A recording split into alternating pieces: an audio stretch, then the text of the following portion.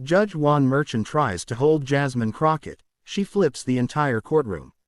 The gavel slammed like a gunshot. Order in the court. Judge Juan Merchant's voice thundered, but it couldn't quite drown out the low hum of whispers from the gallery.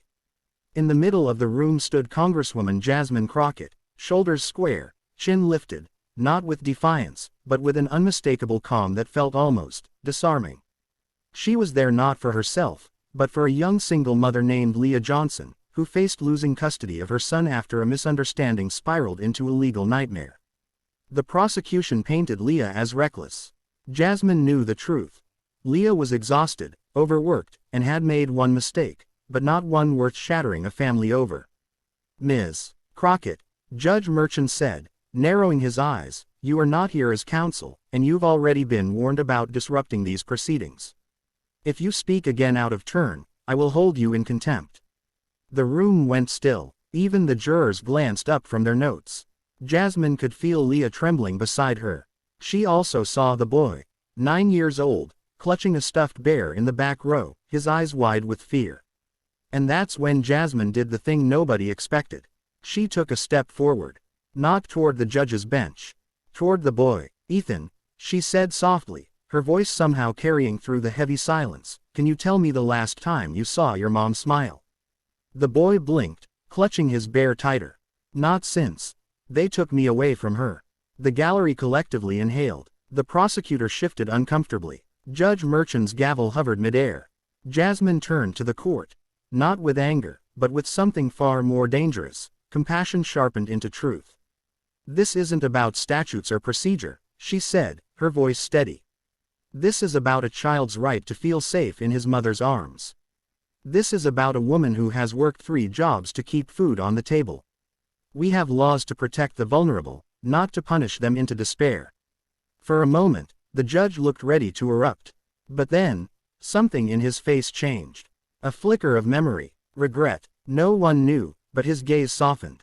He put the gavel down. Ms. Crockett, he said slowly, you've made your point. The court will take a recess. It wasn't over. Not yet. But in that pause, the energy in the room shifted. People who had come expecting another cold legal battle now saw the human cost behind the case. Reporters stopped scribbling facts and started writing feelings. Even the prosecutor looked away, almost ashamed. 2 days later, the ruling came. Leah Johnson would regain custody of her son, with support services in place to ensure stability. No jail time, no shattered family. Outside the courthouse, as Leah clung to her son, Jasmine quietly stepped aside. She didn't wait for cameras, applause, or headlines. She knew the victory wasn't hers. It belonged to a boy who got his mother back, and to a justice system reminded, if only for a moment, of its beating heart. 2 weeks later, the courthouse was just a memory in the headlines, but for Leah and Ethan, it was the beginning of a new life. Jasmine had gone back to Washington, diving into hearings and policy fights. But late one Friday night, her phone lit up with a video message. She almost didn't open it. Congressional life had a way of making every alert feel like bad news. But this wasn't bad news. The video showed Ethan sitting at a kitchen table, a giant plate of pancakes in front of him. Leah stood behind him, smiling, really smiling, for the first time in a long time.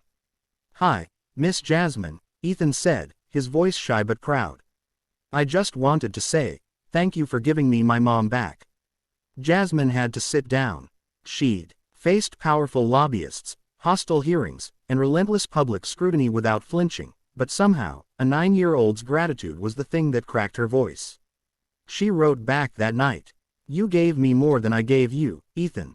Don't ever forget that. What Jasmine didn't know was that the courtroom moment had started a ripple. One of the jurors, a retired schoolteacher, had written an op-ed about the trial, calling for more compassion in family-related cases. That piece got picked up by national media. Soon, advocacy groups began pushing for reforms to prevent similar situations, and state legislators started taking calls from constituents who'd never been politically active before. It wasn't a revolution overnight. But it was movement, and movement, Jasmine knew, was how all great change started. Months later, Jasmine found herself back in New York for a conference. She had a packed schedule, meetings, speeches, interviews. But when she saw Leah Johnson on her caller ID, she didn't hesitate. Ethan's got a school play tonight, Leah said. He's been practicing for weeks, and he said he wants you to see him. Jasmine could have easily said she was too busy. She could have said she had policy papers to read or donors to call. But she didn't. That night, she slipped into the back row of a crowded elementary school auditorium. When the curtain rose and Ethan stepped onto the stage, dressed as a tree, a particularly enthusiastic tree, his eyes scanned the audience. When he spotted her, his face lit up like Christmas morning. It wasn't about politics. It wasn't about winning or losing. It was about being there, when it mattered. As she walked out into the cool night air after the play, she thought about Judge Merchant. She'd seen him in the audience that night too, seated quietly in a corner, his coat draped over one arm. They didn't speak, but their eyes met for a moment, a brief nod of shared understanding between two people who, in different ways, had been changed by a single afternoon in court. Some victories you measure in votes. Others, in smiles. And sometimes, the quietest ones turn out to be the most powerful of all. Final message. Laws can guide us, but kindness changes us. And as she walked away, someone in the crowd whispered what many were now thinking. She didn't just win a case, she flipped the whole room. Moral. Real power isn't in silencing others, it's in making them hear the truth they've been ignoring.